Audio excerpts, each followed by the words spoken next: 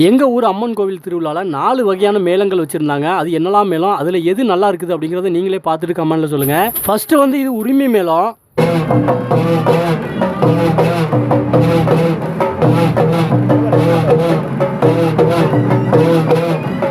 இந்த உரிமை மேளத்தை 2 டைம் மட்டும் தான் வாசித்தாங்க. ஒன்று வந்து ஆற்றுல போய் கும்பம் எடுக்க போகும்போது, இன்னொன்று வந்து குடி அழைப்புன்னு சொல்லுவாங்க. திருவிழாவுக்கு முந்தின நாள் நைட் வந்து சுடல மாடனுக்காக அடித்தாங்க.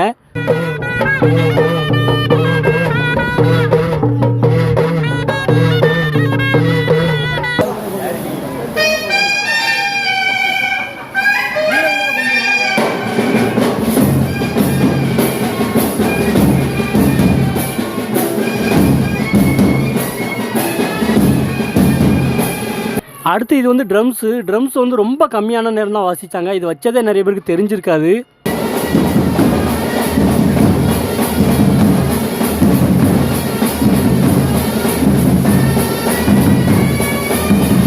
அடுத்து வந்து நையாண்டி மேளம். எங்கள் ஊர் திருவிழாலேயே அதிக நேரம் அந்த நையாண்டி மேளம் தான் வாசிச்சுருந்தாங்க.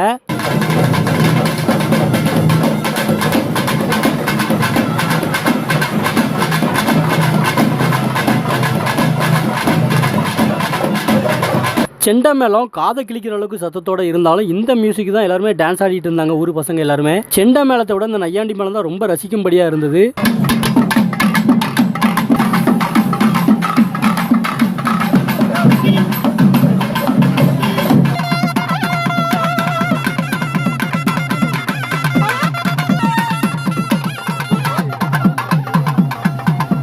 அடுத்து வந்து செண்டா மேளம். இந்த செண்டா மேளத்தை உயிரை கொடுத்து அடித்தாங்க. காது கிளிகிற அளவுக்கு ரொம்ப சவுண்டாக இருந்தது. ஆனால் ஆட்டம் போடுற அளவுக்கு இல்லை.